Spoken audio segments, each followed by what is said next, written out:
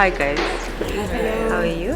Good. How are you? Okay, so Women's Day is here, another year in, and what does being a woman or womanhood mean to you? To me, it means embracing everything that comes to you in the feminine way. You don't have to do it as the men do it. You don't have to be masculine. You don't have to be macho. You just have to do it and embrace it naturally like a woman. To me, womanhood means breaking the barriers, being strong. For the mothers, when you're pregnant and you come to work every single morning, or you're able to get up and do something that, I don't know, men can do, but me, womanhood means being strong, breaking the barriers, being better and working harder. Naturally, people know women are multitaskers, they have so many responsibilities and they can do it all. So I think being able to disclose that strength and show it in all that we do, hide the weaknesses, like Leah said, as much as you want to break down, but being able to break the barriers. Womanhood also means having those challenges, but still doing what has to be done with whatever's going on with you. The pain, the sleeplessness, the anger, yeah. There is so much that we go through, there is so much that we bottle in, just like the way Leah said.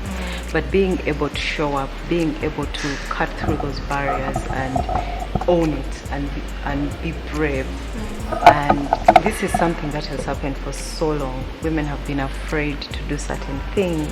And now, looking at our theme this year, Women in Tech, the establishment that we're in at the Innovation Village is focused on, uplifting technology and what it can do for our communities and societies. So for me, it's the ability to quickly realize that we can get enabled to achieve what we want. And again, we like saying that there's nothing a man can do that a woman can do. And I think over the past year, it's quickly become really clear to me that it's very, very much possible.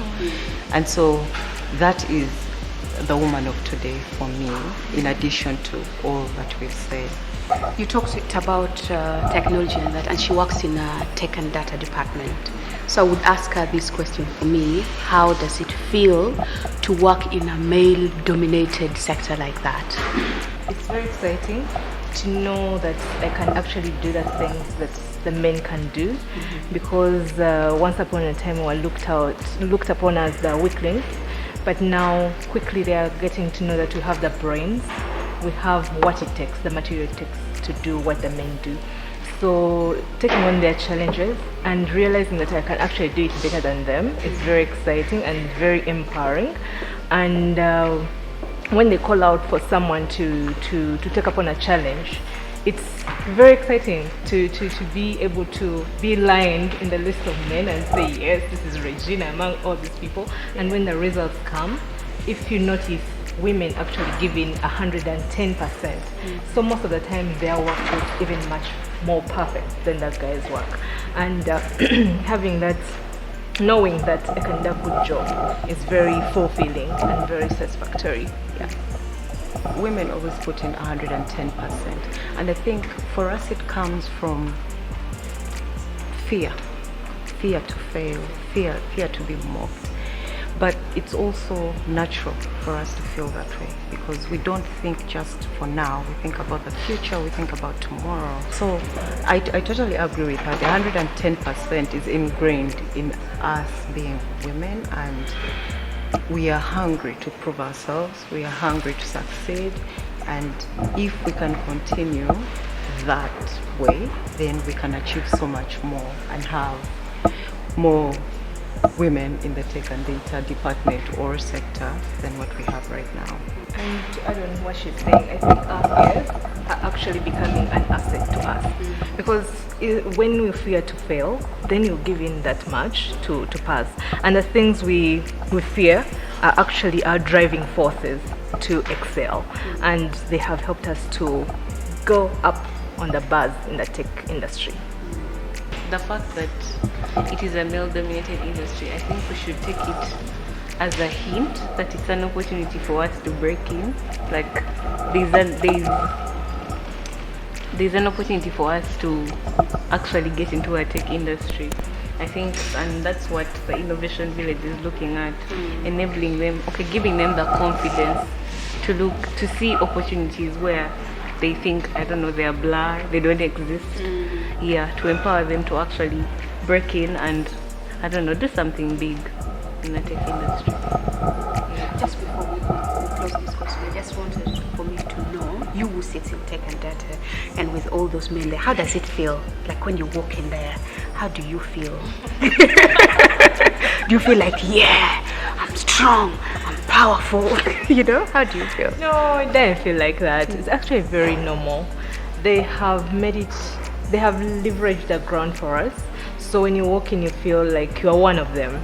And to make it more specific, particular to me, is when I come into my office, they are so welcoming.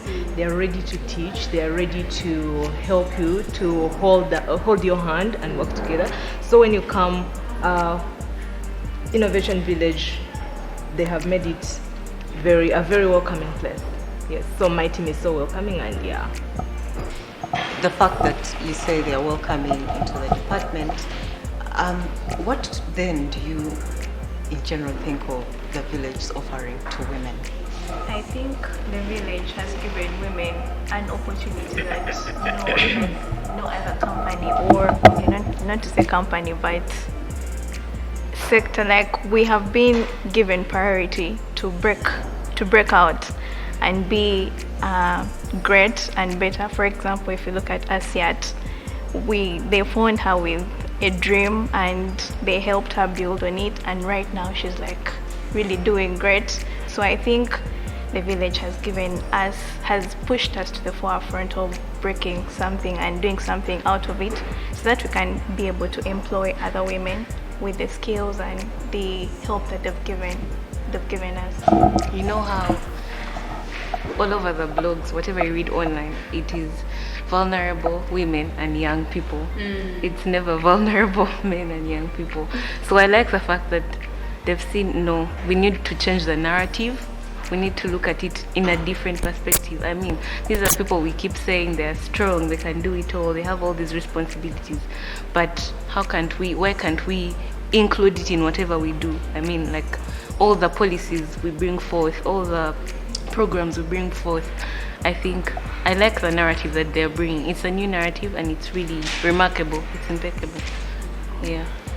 Maybe just also to add on, I think for me, I like the fact that the Innovation Village is just, I think, like just letting every woman know that we all have that innate potential, that you just need to, you need to explore it and own it, and that's exactly what the village is doing. So for me, for instance, I think when I first walked in here, I was like, oh my God, I was feeling, do I belong here? Do I belong? Like tech and data, everything looks, and like, do I belong here?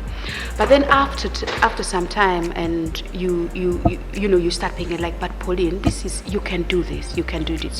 So for me, it's just realizing that we do have that potential, but it's just like, how can I own it? How can I use it better? How can I make a difference with it? And yeah, I think that's what the village is doing. Yeah, so when given the platform, so how are we using the platform? Many of our managers are female. Yes. Yeah. Yes, they are. It's really deliberate because it's one of the avenues that you're going to empower women. I mean, it just goes hand in hand. The fact that we are vulnerable, the fact that we are compassionate, the fact that we are patient, the fact that we see beyond just the now. It's really good to have very many women in leadership and to be able. So the fact that it's really deliberate to focus on 70% women in all our programs, in all the activities that we do, making sure that we enable and grow and build and unveil their potential. It's really, really key for the organization. And the other thing that I find interesting about the village is the collaboration.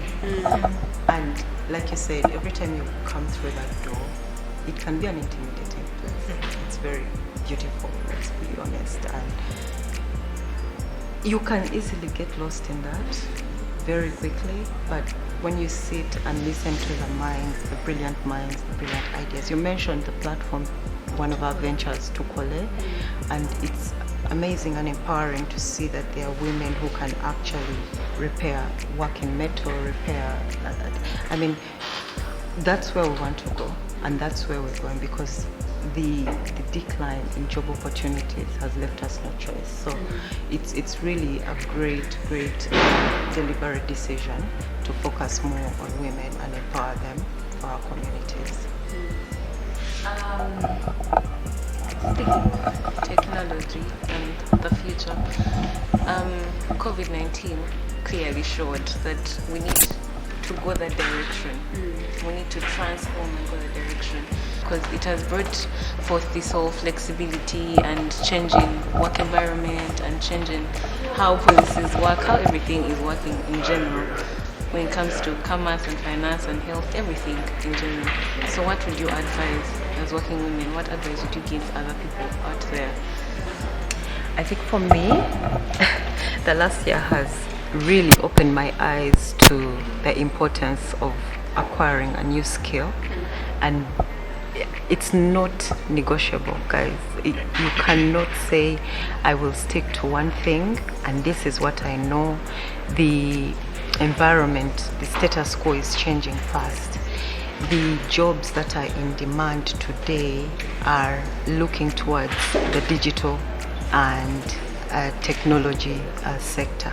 So we can't pretend to be blind to it. So for me, the lesson here is you always need to acquire a new skill and try your level best to learn and grow it and perfect it. And it doesn't necessarily have to be technology in terms of the internet or the web. But again, back to the venture to Kole, you can do carpentry, you can do metalwork, name it, but you really need to have a skill that will be your plan B for the ever-changing times. Basically, your new ways of work are here and they're here to stay, possibly going to advance more to what it is right now. It's up to the women to find the solutions that COVID-19 brought, the problems that COVID-19 brought.